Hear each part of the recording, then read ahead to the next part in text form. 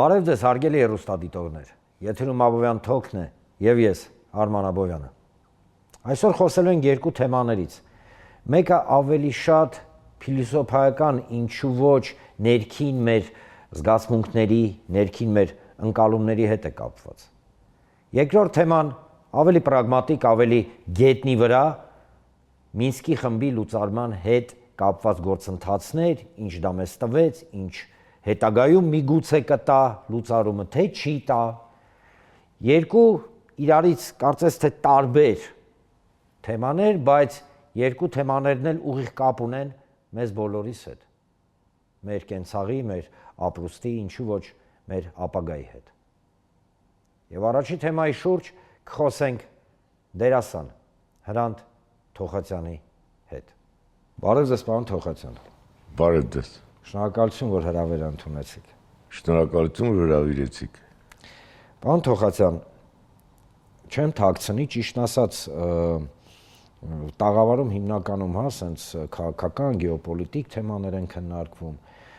բայց այսօր ոչ թե քննարկվել կամ քննարկել, քաղաքական ելևէջներ կամ աշխարհաքաղաքական ինչ-որ գործընթացներ, այլ ըստ իս շատ կարևոր մի թեմայի շուրջ ուզում եմ զրուցենք ձեզ հետ, մեր հեռուստադիտողների հետ։ Խոսքը գիտեք ինչի մասին է։ Միգուցե տարօրինակ հնչի, բայց իմ տպավորությամբ հատուկ հասարակության մեջ գեներացվում է, գիտեք, խեղճահարության, խեղճ լինելու, կոտրված լինելու ոնց որ գաղափարը։ Մեզ ասում են, որ գիտեք ինչ կա, խեղճ լինելը, կոտրված լինելը դա գին է, որի դիմաց մենք ստանում ենք, չգիտեմ, խաղաղություն օրինակ, եւ համառությունը ինքը մեզ ըստ էության խանգարում է։ Այլ ճիշտ խեղճահարության մասին։ Ուշադիր ուսումնասիրում եմ, կարդում եմ, լսում եմ ձեզ, բաց չեմ թողնում ձեր գրեթե բոլոր ներկայացումները, ու միշտ կարմիր գծով տեսնում եմ հետևյալը, որ գիծ եք անցկացնում, որ տես չի, որ խեղճահարությունը, գիտեք, խեղճ լինելը ինքը ելք չի։ Ինչ կասեք։ Ընդհանրապես իր ողջ պատմության մեջ համենայն դեպս այն մասը, որը որ պատմաբանների միջոցով կարդում ենք, որը որ մոտավորապես գիտենք, ազգը երբեք չի խեղճացել։ Ծանր օրեր քաշել է, սա եղել է, նա եղել, անկախություններ են կորցրել, չեն ունեցել երկար տարիներ, բայց միշտ ինչ-որ բան, մի հատ շատ կարևոր բան նստած ա եղել մեր ժողովրդի մեջ։ Ինքը իմացել է, որ վաղը մյուս օրը լավ ա լինելու։ Այդ լույսի կետը միշտ թույլ ա տվել չխեղճանալ։ Մի մասը բնականաբար խեղճացել է, մի մասը բնականաբար վիզը ծուռ ա եղել, սրանից, նրանից, Եղեռնը ամենազահրուելի բանը, որ կարող էր պատահել, բայց հույս ա ունեցել, մի փոքր շանսն էլ օգտագործել է, որպեսզի վերականգնվի։ Այսօր փորձում են ինչ-որ բաներ մոռացության ենթարկել, ինչ-որ բաներ էլ ավելի խեղճացնել, բայց դա էլ չի կոտրելու ժողովուրդին, ես վստահ եմ, ազգին դա չի կոտրելու, ազգը միևնույն է հավատում է նրան, որ վաղը մյուս օրը նորմալ երկրում ապրելու, նորմալ ապագա է ունենալու, իր երեխաները նորմալ տեղ են ապրելու, ինքն էլ է եղել երեխա, իր մասին են մտածել, որ վայ իմ երեխան նորմալ չի ստացվել, բայց միևնույն է, այսօր ինքը չստացվածը հավատում է, որ իր երեխան ապրել է նորմալ երկրում։ Ես էլ եմ դրան հավատում։ Դա անպայման է, որովհետև եթե այդպես չլինի, մեր հավաքված այստեղ մնալը իմաստը զրկվում է։ Եթե պետքա վախի մթնոլորտում անընդհատ ապրես, խեղճացած լինես, անիմաստ է այստեղ ապրելը, ավելի լավ է ծվրվեր ստեղ ընդեղ տարբեր երկրներում ապագա ունենալ եւ այլն, ապրել, փող վաստակել, երեխաներին կրթության տալ, ավելի հեշտ է, բայց չի կարելի։ Պետք է քո հողը քեզ պահի ու քո հողի վրա այդ ամեն ինչը ստեղծես։ Պարոն Թոխացյան, տեսեք, ես միանշանակ համաձայն եմ ձեզ հետ, որ խեղճահարության ու խեղճ վիճակում, ստորացված, նսեմացված, կոտրված ոչ ժողովուրդ, ոչ անհատ չի կարող ապրել, ուղղակի չի կարող։ Ինքը կարա սոված սարավել ապրի, բայց ասես ներքուստ կոտրված չի կարա լինի։ Դա բացառված է։ Առաջարկ Հայաստանի կոնցեպտ գոյություն ունի, վստահաբար լսել եք, որի հիմնական իմաստը նա է, որ այն խնդիրները, որոնք ծագում են այսօր կամ մեր առջև կանգնած են, այդ խնդիրների լուծումը պետք է գա մարդկանցից, այն մարդկանցից, ովքեր հիմա մեզ նայում են։ Հիմա տեսեք։ Միանշանակ համաձայն եմ ձեր բոլոր մտքերի հետ։ Այդ դուք ինչ առաջարկ կանեք։ Հետաքրքիր է առաջարկի, գիտեք ոնց առաջարկ միգուցե, ասենց ավելի հստակ չի հնչում առաջարկ, այլ ելքը ո՞րն է այս խեղճահարությունից դուրս գալու։ Հիմա նայում են, գիտեք, չէ՞։ Հիմա մարդիկ նայում են։ Եթե ես ելքը իմանայի, կլնեի օհո, բան, ես իմ ինչ։ Չնունես չի օհո չեք։ Բայց ես էլ չգիտեմ։ Ես ինքս եմ որոնում, փնտրում իմ արած ներկայացումների միջոցով, իմ ապրելավոճի, ապրելակերպի միջոցով, ոմանց համար դա ընկալելի է, ոմանց համար ընկալելի չի, դա էլ է ինձ համար պարզ, ինձ համար հասկանալի, անգամ այն մարդիկ, որոնք որ չեն հայոյում, դա ես չեմ ընկալում, չեմ ընդունում, բայց վատն են գրում, վատն են բանանում, ես իրանց չեմ մեղադրում, փորձում եմ իրանց հասկացնել, իմ մտածելակերպը, վատենա, որ իրար չենք լսում, ամեն մեկս ունենք մերը ու տանում ենք մերը առաջ, մի օր չի լինում, որ հավաքվեն ասեն, այ եղբայր, այ սենց բան ես ասել, սխալ ես ասել, ինչ ես ասել, ինչ ես սենց ապրել, ինչ ես ես բան արել, լսել եմ, չեմ տեսել, լսել եմ, դա չկա, ծայրահեղական, դու վատն ես, դու լավն ես, ավելի շատ վատն ես, դու ես կողմից ես, նա այն կողմից է, այդ դա էլ չի թողնում, որպեսզի այս խեղճացած վիճակից ավելի շուտ դուրս գանք։ Այսինքն իրար չլսելը, Իրար չլսելը, իրար խանգարելը, այդ դա է շատ վատ, ու դա կարող է շատ վատ հետևանքներ էլ ունենա, վաղը մյուս օրը, մենք գանք այդ հետևանքներին, պետք է փորձենք իրար ավելի ուշադիր լինենք, ես չեմ ասում հարմարվենք, չեմ սիրում այդ խոսքը հարմարվել, բայց գոնե լսել այդ ժամանակ կփորձես եզրակացություն անել, որովհետև խորհուրդ տալես կարելի անել կամ ավելավա սենց անենք, ես ամենայն դեպս չգիտեմ ելքը։ Պարոն Թոխացյան, վերջերս ձեր ներկայացման էի Առաքելի։ Տեսել էի Առաքելը մինչ Արցախի հայաթափումը եւ տեսել էի Առաքելը հայաթափումից հետո։ Մի բան նկատեցի, շատ կարևոր մի, գիտեք իմ ընկալման պահով, մի բան նկատեցի, ոչ այնտեղ, ոչ էլ այնտեղ,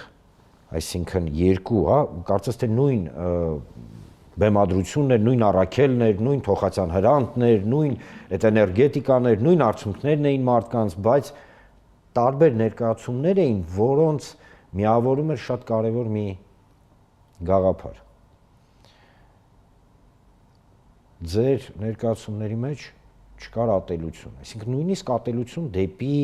չգիտեմ, վերացական, տենց, հա, բացարձակ չարիք, չկար ատելություն։ Բայց կրկնելով ձեր խոսքը, կրկնելով ձեր մտքերը, բազմաթիվ անգամ ասել եք, որ ատելությունը խժռում է մեզ ներսից։ Կրկին կհարցնեմ, ո՞նց դեմն առնենք, ախր սենց չի լինի, է։ Ատելությանը դեմը դու ինքդ դե առնես։ Դու պետք է քեզ թույլ չտաս ատել, որովհետև ատելության համար կան տարբեր հարթություններ։ Դու կարող ես ատել թշնամուդ, բայց հավատալով, որ վաղը մյուս օրը այդ թշնամիտ իր արածի համար ներողություն կխնդրի, ու դու կփորձես լեզու գտնես հետը, խաղաղ ապրելու համար, բայց այդ ցասումը մեջդ պետքա լինի, իսկ քո հայրենակիցների վրա հարևան, բարեկամ, ծանոթ, ընկեր, գործընկեր, անծանոթ նշանակություն չունի, ինչ է նշանակում ատել։ Չի կարելի ատել, որովհետև ատելությունը բերում է չհասկացության ու բերում է քո սխալ քայլերին։ Չի կարելի։ Դու պետք է փորձես հասկանաս։ Պետք է փորձես, անգամ եթե չես ընկալում, անգամ եթե չես ընդունում։ Իսկ այսօրվա օրով դա կողքերս իրար չընդունելն ու իրար ատելն է։ Այդպես հնարավոր չի։ Այդպես չեն կարող ընդհանուրի գանք։ Այդպես շատ վատ հետևանքներ կարող ենք ունենալ, շատ վատ։ Դա համար ասում եմ, ատելության տեղ կա, ունենք հարևաններ, ունենք չհարևաններ, որոնց կարելի է ատելությամբ վերաբերվել, բայց եթե դու շատ ատես, երբեք հաղթանակի չես հասնի։ Պարոն Թոխացյան, Հրանտ Արամիշ ջան, մի հարց, շատ կարևոր հարց է, գիտես, այդ ներողություն, որ դուի անցա, շատ կարևոր մի հարց, որի շուրջ հանրային դիսկուրս է գնում, բայց հանրային դիսկուրս գնում է տակից։ Ու ես ձեր ներկայացումների եւ անհատական մեր շփման արդեն տարիների ընթացքում նկատել եմ մի շատ հետաքրքիր մի բան։ Մի հատ հարց եմ ուզում հնչեցնեմ։ Կարելի է։ Հրանտ, խաղաղության գինը ո՞րն է։ Մեզ այսօր ասում են, մենք պետք է գին վճարենք խաղաղության համար։ Ո՞րն է խաղաղության գինը։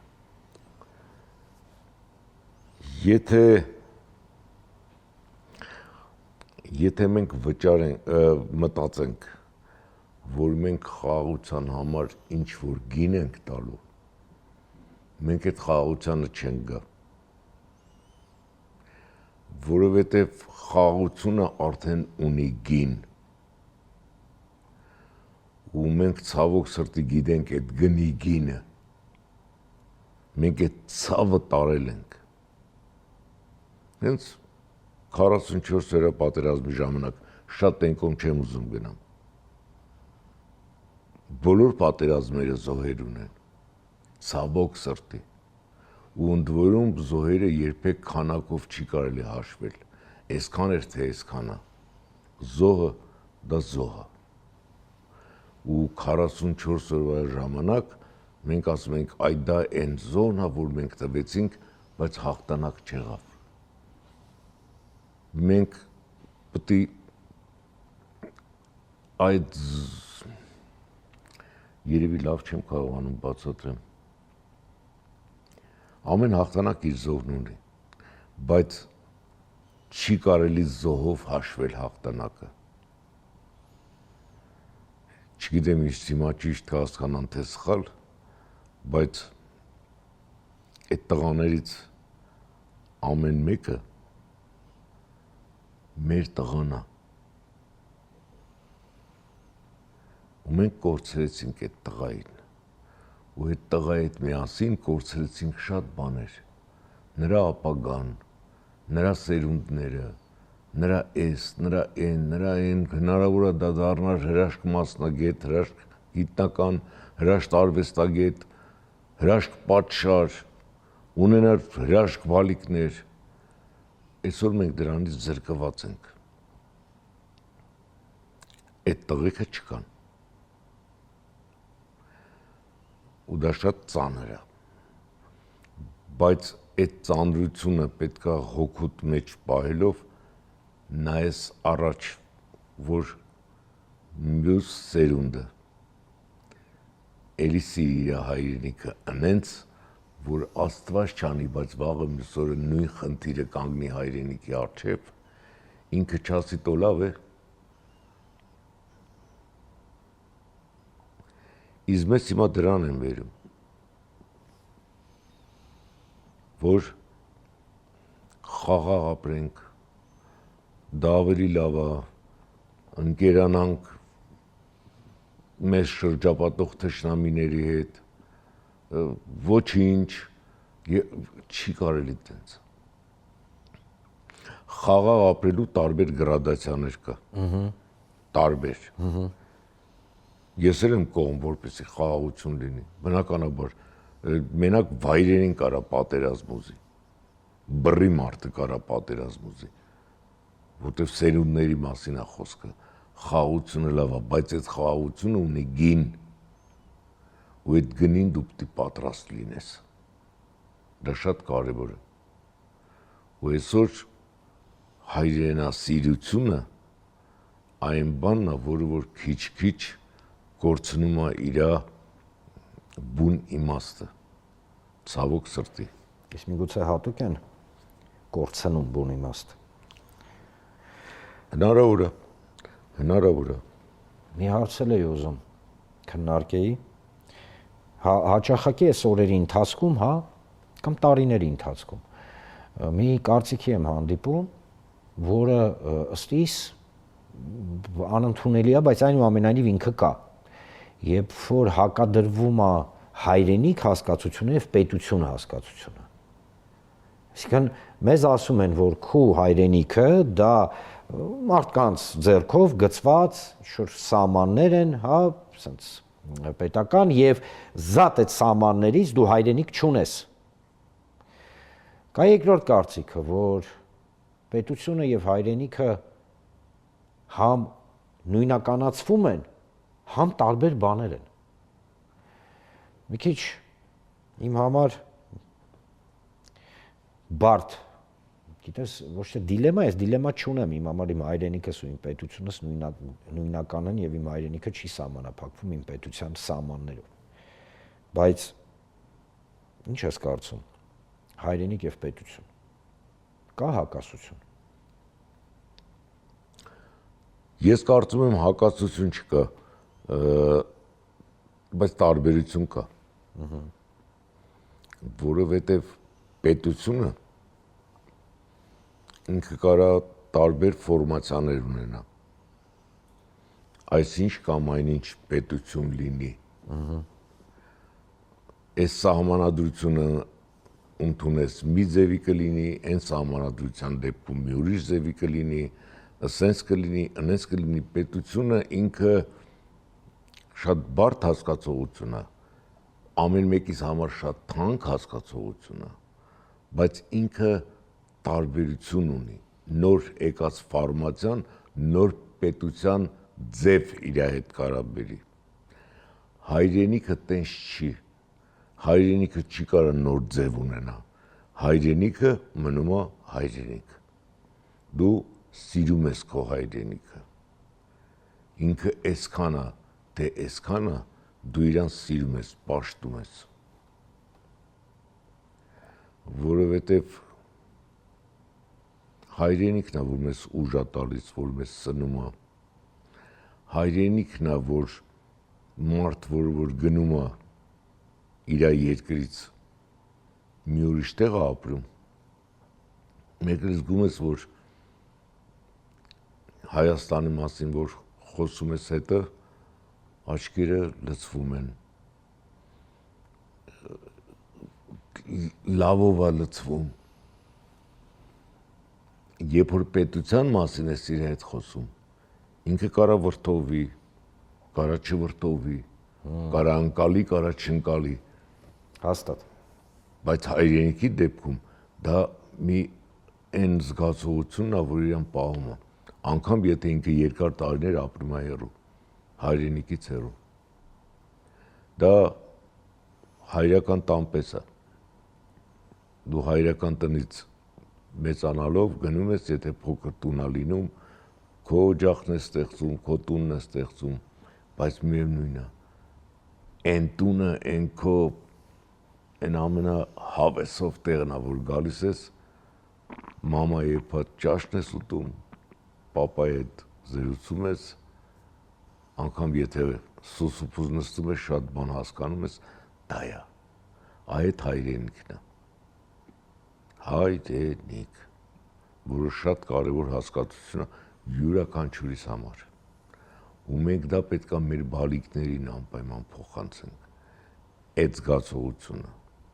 ինքը պետք է սիրի հայրենիքը,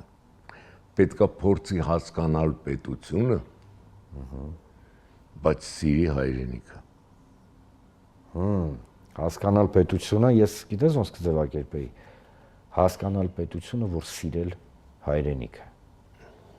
կամ սիրել հայրենիքը, որ ի վերջո հասկանաս պետությունը ինչ է։ Հնարավոր է, կարող ես սիրել հայրենիքը չընկալելով պետությունը, դա էլ է լինում։ Պետությունը մեկ-մեկնենց ուռոտ ձևեր է ընդունում, որ դու չես կարողանում ընկալել դա։ Ընդ որում հիմա խոսքը միայն մեր Հայաստանի մասին չի, տարբեր երկրները, որտեղ միապետեր են լինում, գալիս են ինչեր են գալիս, այդ ամեն ինչը դժվար է հարմարվելու մարդկանց։ Ու ոչ բոլորն են ընկալում իշխանությունը։ Մի մասը չի ընկալում, չի սիրում, մի մասը ընդհակառակը ուռա գոռալով է դիմավորում, բայց դա չի նշանակում իրար հանդեպ է պետքա թշնամանան մարդիկ։ Այդ դա բերում է քաղաքացիական պատերազմների, որը ամենաահավոր բառն է որևէ երկրի համար։ Դա ուժս է քաղաքացիական պատերազմը, որովհետև մի հողից ծնունդ առած, մի հորից, մի մորից ու հանկարծ իրար դեմ են դուրս գալիս, դա շատ վտանգավոր բան է, շատ, մանավանդ մեր պես փոքր երկրի համար։ Շնորհակալություն, պարոն Թովմասյան։ Շնորհակալություն, գիտեք, միշտ ոնց որ հաղորդման բլոկի վերջում, հա, ասես մի երկու բառ եմ ասում, դե ֆորմատն է տենց եւ այլն։ Շատ կարևոր բան ասացիք։ Սիրի հայրենիքը, որ հասկանաս ինչա պետությունը։ Դերասան Հրանտ Թոխացյան այսօր։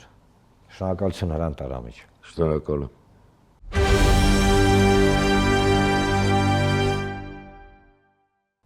Մինսկի խմբի լուծարում, բանակցային փաստաթղթերի հրապարակում, ավելի ճիշտ բանակցային փաստաթղթերի ոչ ամբողջական փաթեթի, բայց այնուամենայնիվ հրապարակում ինչ էր իրենից ներկայացնում Մինսկի խումբը։ Ինչու պետք էր կամ չպետք էր լուծարվել Մինսկի խումբը։ Ինչ է առհասարակ կատարվում այդ ուղղությամբ եւ ինչու ի վերջո ուսումնասիրելով բոլոր փաստաթղթերը, որը հրապարակվեցին, խոսքը բանակցային փաստաթղթերի մասին է։ Մենք եկանք այն հանգրվանի, որտեղ եկանք։ Այսօր այդ թեմայի շուրջ կզրուցենք քաղաքական մեկնաբան Արմեն Բաղդասարյանի հետ։ Բարև ձեզ, պարոն Բաղդասարյան։ Բարև ձեզ։ Շնորհակալություն, որ ընդունեցիք հրավերը, այսօր այս չափազանց կարևոր հարցի շուրջ խոսենք։ Մինսկի խումբը լուծարվեց։ Եկեք, որ ասում եմ, ծուռը նստենք, շիտակ խոսենք, Մինսկի խմբի գործունեությունը վերջին տարիներին նամանավանդ 2019 թվականի վերջի իրենց առաջարկից հետո ինքը կարծես թե սառեցվեց, իսկ ավելի եւ ավելի սառեցվեց 2022 թվականի փետրվարի 24-ից, երբ Ռուսաստանը հատուկ ռազմական գործողություններ սկսեց Ուկրաինայում։ Այնուամենայնիվ պատճառները լուծարման մի հատ փորձենք հասկանանք, որովհետև դե ֆակտո չաշխատող ստրուկտուրա էր, բայց դե յուրե ինքը կար։ Սա մեկ եւ երկրորդը, ձեր կարծիքով ինչի համար Ադրբեջանը ամեն ինչ արեց, որ հասնի դե յուրե լուծարման ֆորմատին։ Խնդրեմ։ Ուրեմն սկսենք այդ լուծարումից, իհարկե իրավացի եք, այդտեղ ամենացավալին այն է, որ դա արվեց Ադրբեջանի պահանջով եւ Հայաստանի իշխանությունները կարելի ասել եւս մի անգամ նշաձողը իջեցրեցին։ Կհիշեք, ասում էր մենք պատրաստ ենք հենց որ խաղաղության համաձայնագիրը ստորագրվի անմիջապես նույն օրը լուծարենք։ Բայց մինչեւ համաձայնագրի ստորագրումը։ Այո, ուղիղ կապում էր։ Հա, ուղիղ կապում էր, հետո նշաձողը իջեցրեց ավելի շուտ։ Իսկ ինչու էր Ադրբեջանը դա պահանջում։ Տեսեք, դա միջազգային կազմակերպություն էր Մինսկի խումբը, որի գոյությունը Ղարաբաղին տալիս էր քաղաքական կարգավիճակ։ Այն, որ ասում են Ղարաբաղը կարգավիճակ չի ունեցել, դա պարզ մանիպուլյացիա է, որովհետև Ղարաբաղը ուներ շատ հստակ կարգավիճակ։ Ինչ էր այդ կարգավիճակը։ Միջազգային հանրությունը, Մինսկի խումբը ճանաչել էր, որ կա քաղաքական միավոր, որը պահանջում է անկախություն, որը պահանջում է կարգավիճակ եւ միջազգային հանրությունը ճանաչել էր այդ իրավունքը եւ քննում էր թե անկախություն տա, թե այլ կարգավիճակ տա։ Այսինքն դա արդեն կարգավիճակ էր, որ կա երկիր, որը միջազգային հանրության առջև հարց է դրել, միջազգային հանրությունը այդ հարցը ճանաչել է լեգիտիմ, ստեղծել է կառույց, որը պիտի քննի այդ հարցը։ Դա արդեն կարգավիճակ էր։ Մինսկի խումբը լուծարվեց, ուրեմն լուծարվեց նաև մեկառմիշտ կարգավիճակի հարցը։ Եվ Ադրբեջանը սրա համար էր, որ պահանջում էր եւ կարծում եմ Հայաստանի իշխան, որքան էլ այո Մինսկի խումբը արդյունավետ չէր, որքան էլ մենք տեսնում ենք ինչ էր անում Մինսկի խումբը ձայն ծպտուն կարելի ասել չհանեց 44 օրյա պատերազմի ժամանակ, չէ, իրենք 25 տարին 4 անգամ հայտարարում էին, որ ռազմական ճանապարհով լուծումը անընդունելի է։ Տարեկան 4 անգամ Գառնան, Ամրան, Աշտանը ձմռան հայտարարում էին։ Ադրբեջանը այդ հարցը ռազմական ճանապարհով լուծեց, Մինսկի խումբը ձայն չհանեց։ Հետո Ղարաբաղը հայաթափվեց, էլի փաստորեն հայտարարություններ ընդհանրեն եւ վերջ, այսինքն դա արդյունավետ չէր բացարձակապես։ Բայց այդ փակելով Ադրբեջանը մեկ առմիշտ փակում է այդ հարցը ընդհանրապես եւ դա երբեւե մենք իհարկե հասկանում ենք, չէ՞ որ եթե վաղը մյուս օր ուժերի հավասարակշռությունը փոխվի, բալանսը փոխվի, ուժերի մենք ի վիճակի լինենք նորից այդ հարցը բարձրացնել, ուզում եմ Մինսկի խումբ լինի, ուզում եմ չլինի, ուզում եմ մի հատ էլ չգիտեմ Կիևի խումբ ստեղծեն, Վիլնյուսի խումբ ստեղծեն, եթե մենք ի վիճակի լինենք այդ հարցը բարձրացնելու ենք։ Իսկ եթե մենք ի վիճակի չլինենք այդ հարցը լուծել, ուզում եմ 10 հատ Մինսկի խումբ լինի։ Դա պարզ է, բայց ելի եմ ասում, շատ ցավալի եւ անընդունելի էր, որ դա արվեց Ադրբեջանի պահանջով։ Նա տեսեք, վերադառնալով Մինսկի խմբի լուծարմանը ինձ համար, հա, ըստ էության կարևորագույն նշանակություն ուներ Մինսկի խումբը այն տեսանկյունից, որ ինքը միակ եւ անկրկնելի, իրականում չի եղել ոչ դրանից հետո, դե հիմա էլ չկա, հարթակներ, որը լավ, վատ, պասիվ, ակտիվ կապ չունի, բայց այնուամենայնիվ պաշտպանում էր հայկական էթնո-քաղաքական միավորի իրավունքը ապրել այնպես, ինչպես ինքը ուզում է ապրի, այսինքն հայերի իրավունքը։ Հիմա ես գիտեմ, որ հեռուստադիտողները այո դժգոհություն կարող է ունենան, մարդիկ կասեն, հա դե լավ, դե հիմա կար առաջարկներ էին անում, էս էին անում, այն, ոչ, դա չէր խնդիրը։ Խնդիրը նա էր, որ խոշորագույն խաղացողներ, Միացյալ Նահանգներ, Ռուսաստան եւ Եվրոպան Ֆրանսիայի, հա, ներկայությամբ ընդունել էր որպես իմպերատիվ, այսինքն հիմնական, հա, տեսլական, որ հայերը իրավունք ունեն ապրեն իրանց հայրենիքում ունես ոնց իրանք ուզում են։ Հիմա պետքա ելքը գտնեն։ Երկու բան ավելացնեմ։ Խնդրեմ։ Նախ եւ առաջ, որ ասի դա արդեն կարգավիճակ, երկրորդ, Մինսկի խումբը բազմաթիվ առաջարկներ է արել են, որ Կիսատ Պրատիմայի իբր թե Այսա հրապարակեցին։ խոսանք դրա մասին։ Դրանցից որևէ մեկի մեջ անգամ կասկածի տակ չի դրվում, որ Արցախում պիտի ապրեն հայեր եւ պիտի ապրեն անվտանգության միջազգային երաշխիքներ։ Դա անգամ քննարկման առարկա չէր։ Սա մեկ եւ երկրորդ, երբ որ դուք ասում եք Ռուսաստան Միացյալ Նահանգներ, Ֆրանսիա, այդ համաձայնությունը կար։ Ես ուզում եմ հիշեցնել, որ Մինսկի խմբի անդամներ նաեւ օրինակ Թուրքիան, այդ համանախագահներ էին երեք։ Եվ այդ Մինսկի խմբում, այսինքն մյուս անդամներն էլ էին համաձայն դրա այդ թվում նաեւ Թուրքիան, որ այո, այնտեղ պիտի ապրեն հայեր եւ այնտեղ պիտի ապրեն անվտանգության միջազգային երաշխիքներով։ Հիմա տեսեք, իշխանությունը պնդում է, որ մինչ այսօրս, որ Մինսկի խմբի գործունեությունը ըստ էության միտված էր ինչ որ մի ձև Արցախը համապնդել կամ վերադարձնել Ադրբեջանի կազմ եւ այլն, ինչը որպես ապացույց հրապարակվեց կծկտուր, բանակցային տարբեր փաթեթներ Մադրիդյանը 19 թվականի առաջարկը 16 թվականի Կազանյան սկզբունքները եւ այլն, բայց կարդում ես այդ սկզբունքները, ժողովուրդ ջան,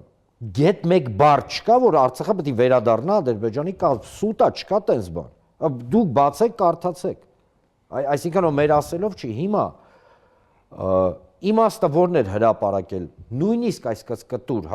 իրավիճակում այդ փաստաթղթերը, որոնք ըստ էության ուղղակի ջախջախեցին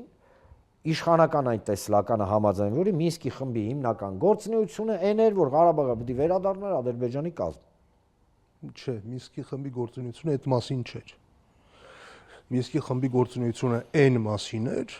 որ Ղարաբաղում պիտի ապրեն հայեր եւ պիտի ապրեն անվտանգության շատ ամուր երաշխիքներով։ Վեճը այն էր, թե արդյոք միայն լիակատար անկախությունն է այդ երաշխիքը տալիս, թե նաեւ շատ բարձր ինքնավարությունն է տալիս։ Այս մասին էր խոսքը։ Հիմա այն մասին, թե ինչ են այդ հրապարակվել։ Տեսեք, իշխանությունները բավականին իմ կարծիքով խելամիտ քայլ են արել, երբ որ հրապարակել են սա եւ ուզում են դրա շուրջ բանավեճ սարքել, բանավեճ ստեղծել, տարբեր տեսակետներ հնչեցնել, հետո իրենց մանիպուլյացիաներով, քարոզչամիջոցներով, ֆեյքերով այդ բանավեճում հաղթել։ Այդ բանավեճի իմաստը չկա։ Գիտեք, Արցախը հայաթափված է, այսինքն տեղի ունեցել հանցագործություն։ Հանցագործության փաստը առկա է։ Հանցագործության տուժողները կան, հազարավոր զոհեր, հազարավոր հաշմանդամ դարձածներ, 120,000 տեղահանվածներ կան, տուժածները կան։ Հիմնական մեղավորը հայտնի է, ինքն է խոստովանել, ինքնախոստովանական ցուցմունքը կա։ Ասել է, որ ես կարող էի կանխել, արդյունքը կլիներ նույնը իհարկե առանց զոհերի, դրանից առաջ ասել է, կարող էի կանխել պատերազմը ընդհանրապես, բայց ես համարձակություն չունեցա ինք առերեսվել իրականության հետ, համարձակություն չունեցա ինքս ինձ խոստովանել։ Հետո էլ ասեց, որ Արցախը թոք էր մեր անկախության վզին, հասկանում եք տրամաբանական շղթան։ Ինքը ասում է Արցախը մեր անկախության վզին թոք էր, բա մարդիկ չեն հարցնում, իսկ այդ թոկը ով կտրեց։ Ադրբեջանը կտրեց։ Այսինքն Ադրբեջանը պարգևեց մեր անկախությունը մեզ։ Այդպես է, չէ՞ ստացվում։ Այսինքն պետք չի սրա մեջ մտնել։ Սա կարող էր լինել այս ամեն քննարկումները, կարող էին լինել այն ժամանակ, երբ որ քրեական գործը հարուցվեր, հիմնական մեղադրյալը այնտեղ ցուցմունքներ տար, փորձեր ներկայացնել մեղմացուցիչ հանգամանքները, փորձեր ողջել, որ այ իրենից բացի ուրիշներն էլ են մեղավոր, դա հասկանալի կլիներ։ Եթե դա չկա, այս բանաձևը բացարձակապես անիմաստ է։ Նա տեսեք, վերադառնալով առաջարկների Մինսկի խմբի, ես ուշադիր ուսումնասիրել եմ գրեթե բոլոր առաջարկները եւ եկել եմ մի շատ պարզ եզրակացության կարդալով, այսինքն դա վերլուծության նույնիսկ բանել նշույլներ չեմ տարել, հիմա դիսկուրսի մեջ չեմ մտնում, ուզում եմ պարզապես ֆիքսենք, որ գրեթե բոլոր, կրկնում եմ, բոլոր առաջարկների մեջ QS-ը չհրապարակվեց, որովհետև բարձրվեց QS-ի թուղթը չկա։ Դե լավ։ Բայց բոլոր փաստաթղթերի մեջ կարմիր գծով ասում էր հետևյալը, որ այս կամ այն փուլում որոշակի համամասնությամբ, որը 88 թվականին կար, պետք է անցկացվի հանրակրվե, որի արդյունքները պարտադիր ընդունելի պետք է լինեն Ադրբեջանի եւ Հայաստանի համար եւ եկեք որ ասում եմ ծուրը նստենք դուզը խոսանք այդ արդյունքները մենք շատ լավ էլ հասկանում ենք որ դա անկախության դե յուրե անկախության միջազգային կանոններին համաձայն ընդունվող անկախության քայլերն էին այսինքն բոլոր փաստաթղթերը ի վերջո բերում են Արցախի անկախությանը ըստ էության միգուցե այդպես չի այդպես էր ավելին ասեմ այդ բանակցությունների ամենաինտենսիվ փուլերից մեկում ես արտաքին գործերի նախարարությունում էի աշխատում մոտիկից ծանոթ է այդ փուլային փաթեթային տարբերակներին այնտեղ անգամ այսպիսի հարցեր քննարկվում փակ բանակցությունների ընթացքում որ գիտեք եկեք մենք անունը չդնենք անկախություն Ադրբեջանն էր ասում բայց քննարկենք բոլոր այն կետերը հերթով, որոնք բնորոշում են որևէ անկախ պետության, որոնք են այդ բնորոշիչները, որոնք են սեփական սահմանադրություն, սեփական բանակ, սեփական ընտրություններ, սեփական լեզու, սեփական, չգիտեմ, ամեն ինչ, կետ առ կետ, այն սեփական գերբ, սեփական դրոշ, սեփական քննարկում էին այդ հարցը։ Ոչ միայն քննարկում էին, առանձին բոլոր կետերը ընդունում էին։ Առանձին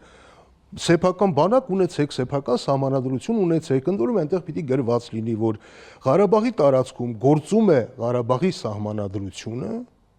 եւ Ադրբեջանի սահմանադրության այն օրենքները, որոնք չեն հակասում Ղարաբաղի սահմանադրությանը։ Օրինակ, որ այնտեղ պիտի իրենք ունենային անձնագիր, անգամ քննարկում են ինչ դրամական միջոցներ պիտի շրջանառվեն։ Կետ առ կետ եւ Ադրբեջանը պատկերացրեք բոլոր կետերին հատ առ հատ հերթով ասենք եթե պայմանական ասած անկախություն ունի 15 չափորոշիչ, Ադրբեջանը 15-ն էլ առանձին ընդունում էր, ասում էր մենակ թե աննմի դրեք անկախություն։ Այսինքն խոսքը դե ֆակտո անկախության մասին էր։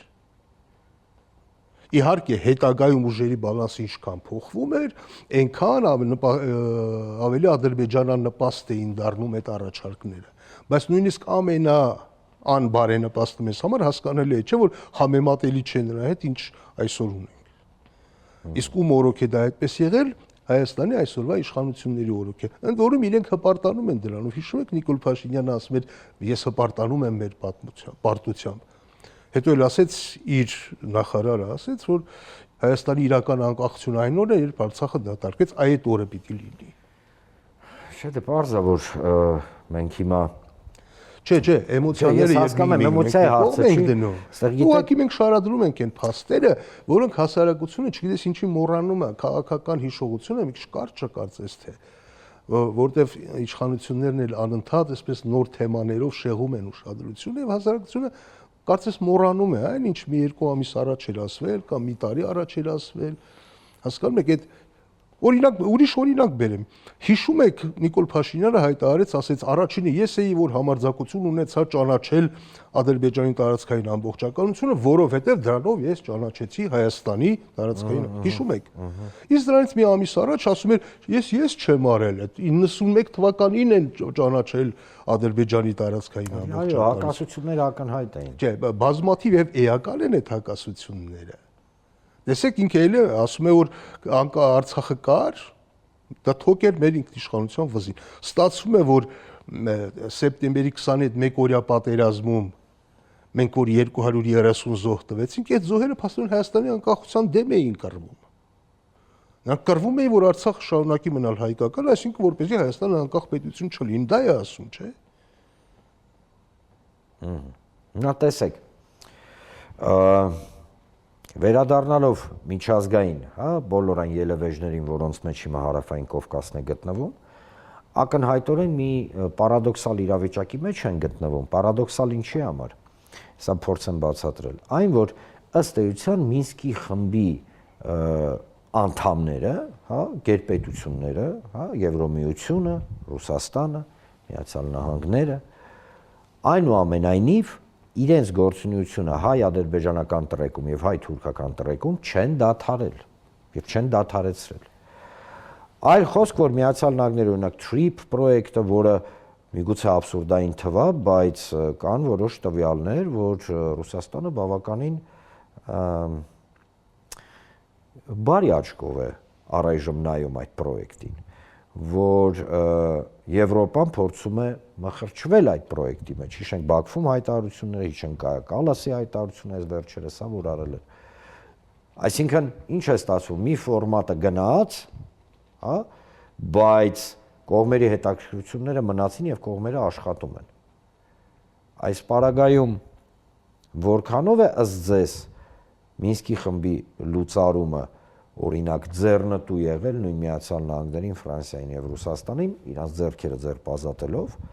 թե ինքը ընդհանրապես կապ չունի այս լուծարումը մնացած խաղացողների գործունեության հետ տարածաշրջանում։ Իմ տպավորությունը այսպեսին է։ Մինսկի խմբի գործունեությունը թիմ հիմնական խնդիրը Ղարաբաղի հարցն էր, Արցախի հարցները, դրա կարգավիճակն էր։ Այն խնդիրը, որ դրված է այսօր, այսինքն բացել միջին միջանցք ռուսական վերահսկողությունից դուրս դա հասկանալի է։ Այդտեղ Արցախը լինի չլինի էական չի։ Այստեղ խնդիրը Սյունիքն է։ Այսինքն թեման փոխվեց։ Թեման փոխվեց, խաղացողները, տեսեք, Ռուսաստանը ինչու է նույնիսկ այդքան կոշտ բացասական արձագանք չունի, որովհետև հույս ունի մաս կազմել այդ TRIP ծրագրին գոնե։ Եվ ռուս-ամերիկյան երկխոսությունը գուցեև ստացվի, կարող է ստացվել, այսինքն դեռևս ձախողված չեն համարում դա Ռուսաստանը։ Եվրամիությունը ցանկանում է ինքնուրույն այստեղ մտնել խաղի մեջ եւ տեսեք առաջիկայում ընտրություններ են Հայաստանի այսօրվա իշխանությունները որտեղից են ստացել աջակցություն։ Երկու կետից՝ Բաքվից եւ Եվրամիությունից։ Եվրամիությունից ուղիղ աջակցություն 15 միլիոն եվրոյի տեսքով։ Այո, մի քանի օր առաջ։ Եվ Բաքվից հայտարարություն, որ մենք Հայաստանի իշխանությունների նախընտրական առավելություն ենք տալիս, պայմանով, որ նրանք արագացնեն իրենց քայլերը եւ այլն։ Հայաստանի իշխանությունները այդ երկու կետից են ստացել աջակցություն՝ Բաքվից եւ պայմանական Բրյուսելից։ Ռուսաստանից չկա, Միացյալ Նահանգներից չկա։ Կա նաև կարծիք, ոչ թե կարծիք, կարդում էի այս վերջին օրերի ընթացքում 3-4 օրվա,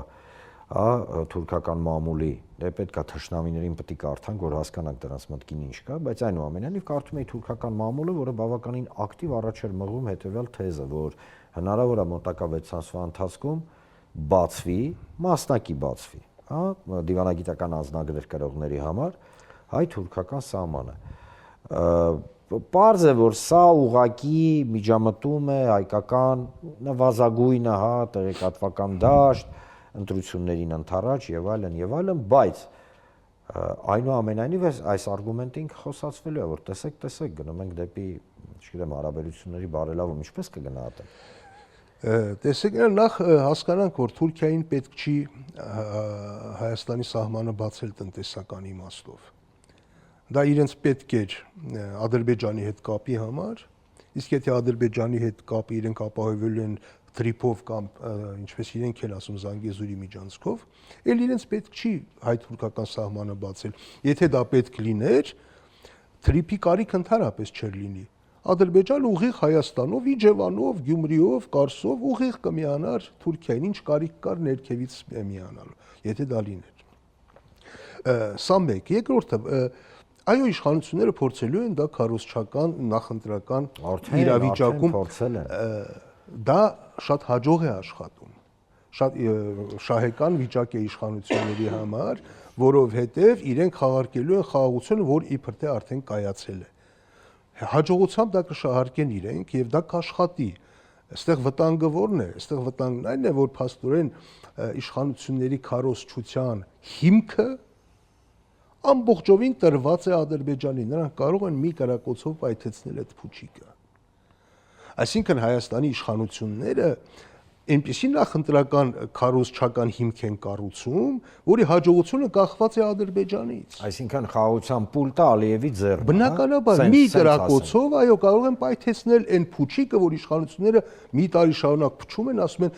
սա շատ լավ սիրուն է, սիրուն փուչիկ է, հաջողությամբ կաշխատի եւ առայժմ աշխատում է, բայց որ պահին Բաքվում ցանկանան, էլ չի աշխատի։ Բնական հասկանալի է, չէ՞ որ Բաքվում դա գիտակցում են եւ այդ փուչիկը չպայթեցնելու գին են ուզելու եւ արդեն ուզում են։ Եվ գինը ո՞րն է։ Գինը բոլոր այն զիջումներն են, որ Հայաստանի իշխանությունները քայլ առ քայլ կատարում են։ Նրանք ինչ են ասում արագացրեք, որովհետև լրացուցիչ բաներ են պահանջում։ Ես չեմ բացառում, որ ստվերային շատ լուրջ բանակցություններ լինեն, որոնց մասին հասարակությունը կարող է անուղղակի տեղեկանալ։ Օրինակ, ես վերջերս այդպիսի մի հարթակում ասեցի, օրինակ, Սևանա լճի մակարդակը 17 սանտիմետրով իջել է։ Դա կազմում է 220 միլիոն տոննա քաղցրահամ ջուր, խմելու ջուր։ Տարին երաշ չի եղել, գետերի հոսքը մնացել է նույնը։ Հայաստանը պիտի ջրամբարներ կառուցել, չի կառուցել։ Ջրի խնդիրը միջազգային ռազմավարական խնդիր է։ 220 միլիոն տոննա քաղցրահամ ջուր Հայաստանից հոսել է այսպես թե այնպես դեպի Ադրբեջան։ Կարող է այստեղ միտումնավոր լինել, թե չէ։ Չէ՞ որ նրանք ասում են, այդ հարցը բարձրացնում են, հանքերի հարցն են բարձրացնելու վաղը մյուս օրը փախստականի։ Սևանի հարցն էլ էին բարձրացրել, որ անվանում էին թրքալեզու անվանումով մեր Սևանը։ Ես ուղղակի փաստն եմ ասում մեր շրջակա միջավայրի նախարարության ներկայացրած տվյալները, որ Սևանա լճում այսօրվա դրությամբ 1 տարի առաջվա համեմատ պակաս է ջուրը, ահռելի թիվ եմ ասում 220 միլիոն տոննա կամ 220 միլիարդ լիտր։ Դա այնքան ջուր է, ինչքան Հայաստանի 3 միլիոն բնակչությունը օգտագործում է 1 տարում։ Այդքան ջուր չկա, երես տվյալ, ասում են որտեղից մենք չգիտենք։ Ես կարծում եմ, որ ջրային պաշարների շուրջ գործընթացների մասին մենք անպայման առանձին միասին կզրուցենք, որովհետև չափազանց կարևոր թեմա է եւ ամենահետաքրքիրը նա է, որ այդ թեման ինչ-որ առաջնային չի։ Բա որովհետև եկեղեցու դեմ այդ շոուն գնում, չէ՞, չգիտեմ, ապօրինի հնչյուն չի, այտենց ռելևանտ չի, էլի։ Հա, հիմա այդ թեման արդեն անիմաստ, հա, որ փաստաթղթերի հրապարակում ընդ որում կիսատ բռատ է, որ Հայաստանի պատասխանները Նիկոլ Փաշինյանը իր պատասխանները չի հրապարակում, բայց շատ ակտիվ աշխուժ քննարկման թեմա է, չէ՞, եւ շատ հարմար իրար մեղադրելու համար։ Այսինքն կրկին տեղեկատվական շղարշ։ Շնորհակալություն, պարոն Բաղդասարյան։ Ես էլ շնորհակալ եմ։ Գիտեք, անկեղծ ասած, ես ձեզ հետ լիովին համաձայն եմ, որ հաճախակի կարևորագույն թեմաները ծածկադմփոս կամ այսեն շղարշի տակ մեկ էլ մնում են, հա, մեկ էլ հոп միտեղից, հա, դուրս են գալիս, որովհետև այո, այն որ թուրքը ու ադրբեջանցին իրանց կեղտոտ երախը պարբերաբար բացում են ոչ միայն Հայաստանի Հանրապետության ամբողջ տարածքի, այլ մասնավորապես Սևանի ուղղությամբ, սա ակնհայտ է եւ մենք հասկանում ենք ինչի։ Շնորհակալություն, կարծում եմ մենք կշարունակենք այս թեման, անպայման կշարունակենք հարգելի հեռուստադիտողներ։ Շնորհակալություն, պարոն Բաղդասարյան։ Հիշեցնեմ ձեզ, հարգելի հեռուստադիտողներ, այսօր մեր հյուրն էր քաղաքական վերլուծաբան Արմեն Բաղդասարյանը։ Դե ինչ, հարգելի հեռուստադիտողներ, լսեցինք մեր հյուրերին, արեցինք մեր հետևությունները։ Ինչ վերաբերում է Մինսկի խմբին, այո, բոլոր հրապարակված փաստաթղթերը ուղղակի ցույց են տալիս, որ Արցախի հակամարտության հանգրվանը ի վերջո պետք է լիներ հայկական Արցախը, որը հարակվեի միջոցով կրկնում եմ, իրական շանսեր ստանալու միջազգային հանրության կողմից ընդունված անկախության մասով։ Ակնհայտ է, որ Ադրբեջանին ձեռնտու չէր Մինսկի խմբի գոյությունը, որովհետև յուրաքանչյուր հարթակ, որտեղ հայերի իրավունքների մասին խոսվում էր, Թուրքիայի եւ Ադրբեջանի կողմից անընդունելի էր եւ մինչ այսօրս անընդունելի է։ Եթե ինչ-որ մեկին թվում է, որ Արցախն էր, հա, կամ Արցախի խնդիրն էր, կամ Ղարաբաղի խնդիրն էր Հայաստանի եւ Ադրբեջանի եւ ինչու ոչ Թուրքիայի միջև, հա, տեղի ունեցող բոլոր այս գործընթացների, պատերազմ, կոնֆլիկտ եւ այլն, ապա չարաչար սխալվում եք։ Արցախը դա հետևանք էր, ոչ թե պատճառ։ Հետևանք էր տասնյակ տարիներ ի վեր շարունակվող մինչ այսօրս, մինչ այս պահը հակահայկական քաղաքականության, Թուրքիայի եւ Ադրբեջանի հակահայկական քաղաքականության։ Ապրել պատրանքներով եւ ինքներս մեզ, հա, ասենց խափենք, ստենք, ասենք վերջ, ամեն ինչ պրծավ, չէ, Ժորժ ջան, ոչ մի բան չի պրծել։ Շատ պարզ պատճառով վերջնանպատակը թե Թուրքիայի, թե Ադրբեջանի, Հայաստանի Հանրապետության ապամոնտաժումն է։ այս կամ այն ձևաչափով, կլինի դա պատերազմով, կլինի մեզ խաղաղության խաբելով, կամ խաղաղության պատրանքներ ձևավորելով, բայց ի վերջո այդ երկուսի վերջնանպատակը դա է, այսինքն դա մենք չենք պատերազմի կամ մենք չենք արհավիրքի հեղինակները։ Դի մեր գլխին են պատերազմ եւ արհավիրքներ բերում։ Սա մենք պետք է շատ հստակ հասկանանք, որովհետեւ եթե չհասկանանք կամ չընդունենք այս փաստը, ապա մեր բոլոր գործողությունները լինելու են սխալ եւ բերելու են արմատական եւ սկզբունքային շատ վատ հետևանքների մեր համար, մեր պետության համար, մեր ազգի համար։ Իսկ վերադառնալով պարոն Թոխացյանի հետ զրույցին շատ կարևոր մի միտք հնչեցվեց։ Այսօր փորձում են հակասություն ստեղծել, ասել գիտես ինչ կա, քու հայրենիքը մենակ սահմանափակվում է այն սահմանների ներքո, որտեղ քու պետությունն է։ Աբսուրդ։ Ուղղակի աբսուրդ։ Վտանգավոր աբսուրդ։ Հայակորցան աբսուրդ։ Որովհետև եթե մենք հրաժարվում ենք ընկալել որպես հայրենիք Արևմտյան Հայաստանը, Նախիջևանը, Արցախը, որպես հայրենիք, տեսեք առանց ոչ մի ինչ-որ սենց պատերազմ մղելու կամ պատերազմ, չգիտեմ, վերսկսելու կամ պատերազմի ինչ-որ նշույլներ տալու, ապա մենք անխուսափելի կորցնելու ենք նաև Հայաստանը։ Սա փաստ է, որովհետև եթե մարդ չի ընկալում հայրենիքը, ապա ինքը երբեք չի գնահատի պետությունը։ Շատ կարևոր մի միտք հնչեց։ Սիրելով հայրենիքը գնահատում ես պետությունը։ Հիշելով հայրենիքի մասին իրավունք է ստանում ունենալ պետություն։ Եվ ի վերջո պատմությունը ցույց է տվել շատ կարևոր մի բան։ Այո, մեզ համար առաջնային է մեր պետության զարգացումը, մեր պետության բարեկեցությունը եւ մեր պետության անվտանգությունը, բայց այդ ամենը հնարավոր չի ապահովել, եթե չունես հիշատակ դեպի քո հայրենիք, կորցրած հայրենիք։ Սիրեք ձեր հայրենիքը, որ իրավունք ունենաք ունենալ պետություն։ Եթերում Աբովյան Թոքն էր, եւ ես, Արման Աբովյանը, կհանդիպենք հաջորդ անգամ։